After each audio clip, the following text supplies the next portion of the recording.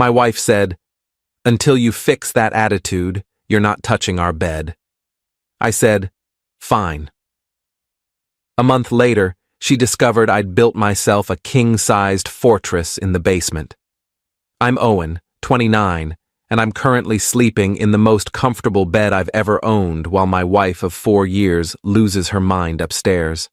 This whole situation is ridiculous, but here we are. Let me back up. My wife Jessica and I have been together since college. She's a project manager at a tech company. I'm a software engineer working remote. We bought our house 2 years ago, a 3-bedroom colonial with a finished basement that we'd been using mostly for storage and my weight equipment. The problem started around March.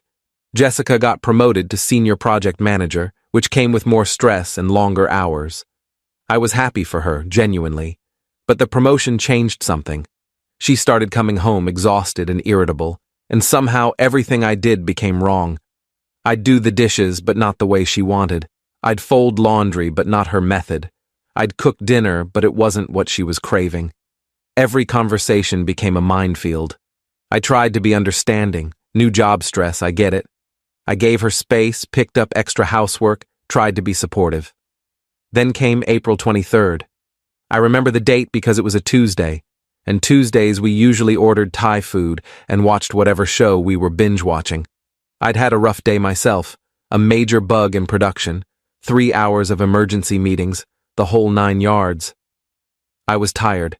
Jessica came home at 8 p.m. I was on the couch with my laptop, still trying to monitor the fix we'd deployed. "Did you take out the trash?" she asked. "No, hello. No, how was your day?" "Not yet. I've been dealing with a work crisis.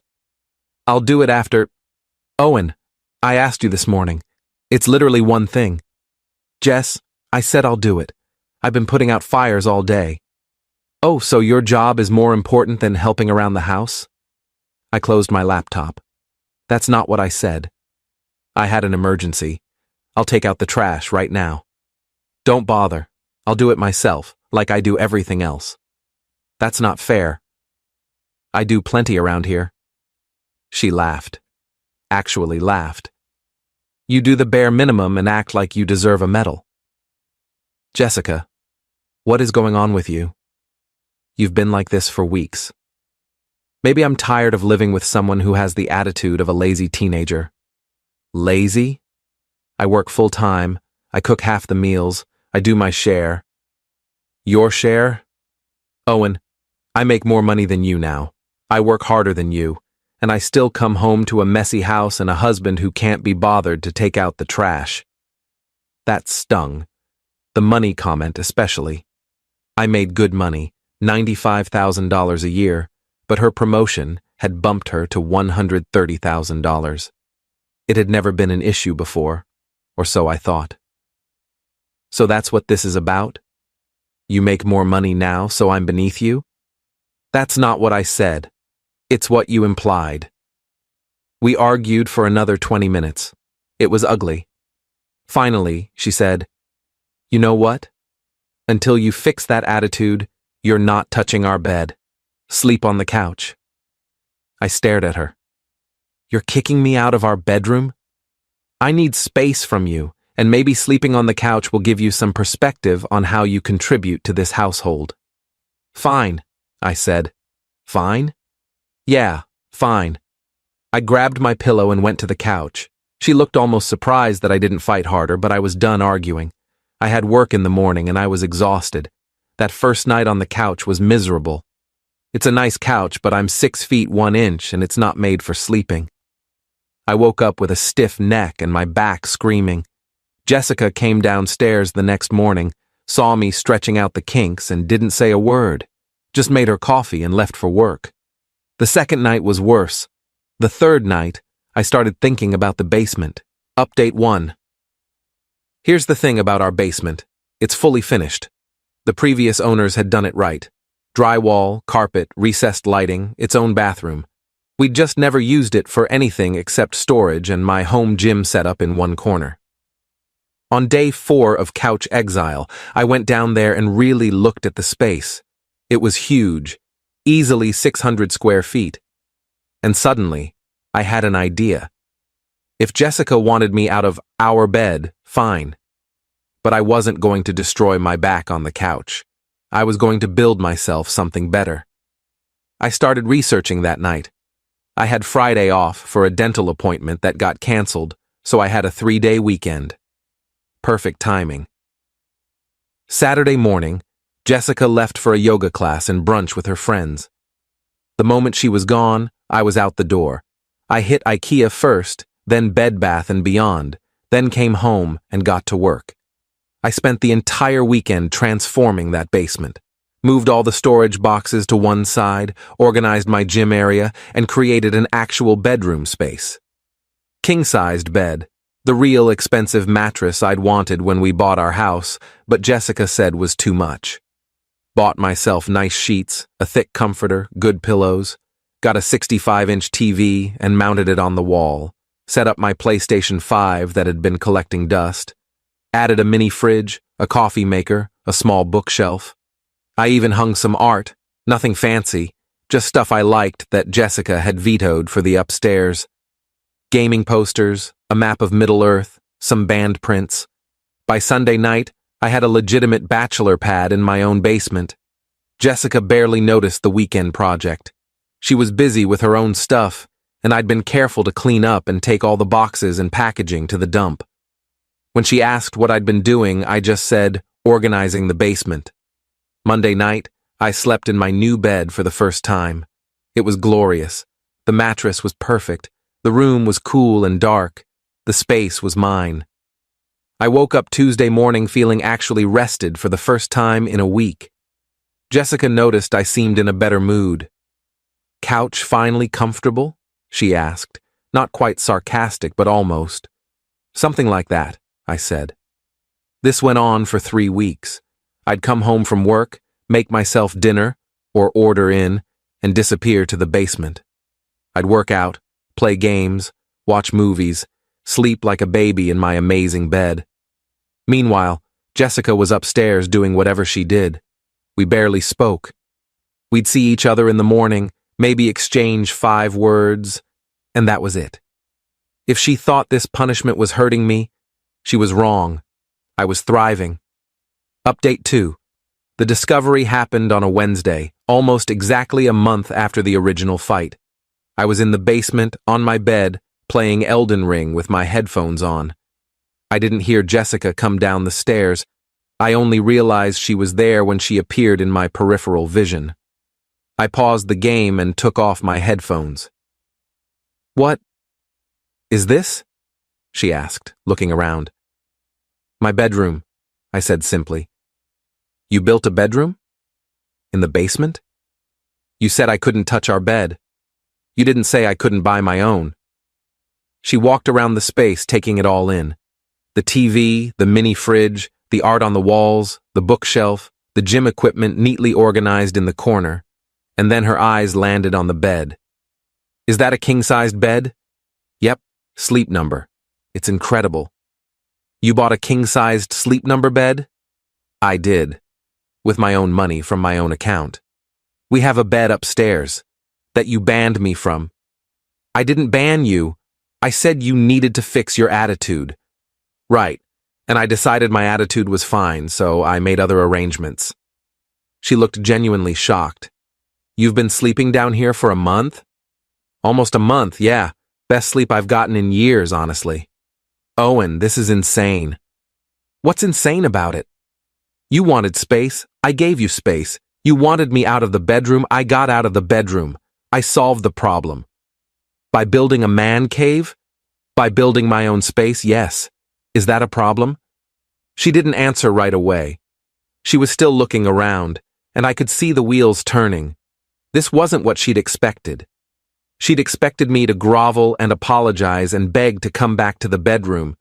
Instead, I'd made myself completely comfortable without her. "How much did all this cost?" she finally asked. "About $4,500, give or take." $4,000! My money, Jess. From my account. We're supposed to discuss large purchases. Like you discussed kicking me out of our bedroom?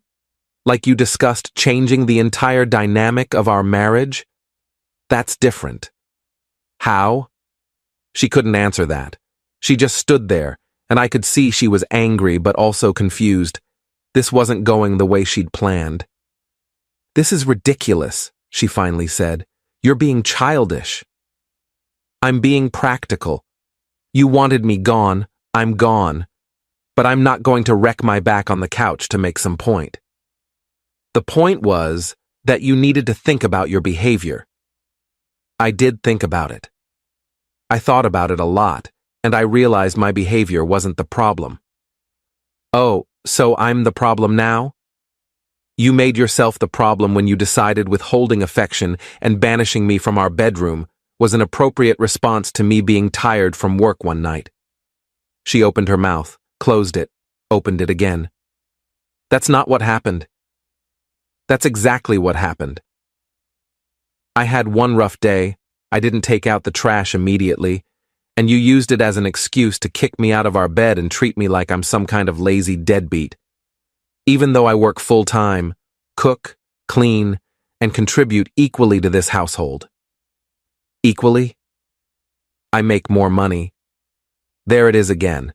You think because you got a promotion, you're somehow superior now, that I should be grateful you even tolerate me. That's not, Jess, you've been treating me like garbage for 2 months. You've been critical, dismissive, and straight up mean. And when I finally pushed back even a little, you banished me from our bedroom like I'm a dog that peed on the carpet.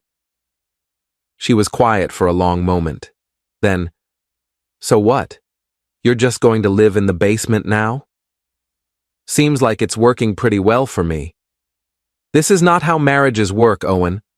Neither is punishment and contempt, but here we are." Update 3. She went back upstairs. I heard her pacing around up there for a while. Then it got quiet. I figured she'd gone to bed. The next morning, she was waiting for me in the kitchen when I came up for coffee. "We need to talk," she said. "Okay." "This has gotten out of hand." "I agree." "You can't just live in the basement." "Why not?" "Because we're married." Married people share a bedroom. Married people also respect each other. They don't use intimacy as a weapon or treat their partner like hired help. She sat down at the table, and for the first time in weeks, she actually looked sad instead of angry. I didn't mean for it to get like this. I poured my coffee and leaned against the counter. "Then what did you mean?" "I don't know. Work has been so stressful, and I guess I took it out on you. But you weren't helping. You were always on your laptop, always busy. I work too, Jess. I have deadlines and responsibilities just like you do. I know that. But it felt like you didn't care about what I was dealing with. Because you never talked to me about it. You just started attacking me for every little thing." She was quiet. Then, "You're right. I've been awful. I'm sorry." "Okay." "Okay? That's it? What do you want me to say?" "I accept your apology, but that doesn't fix what's broken here."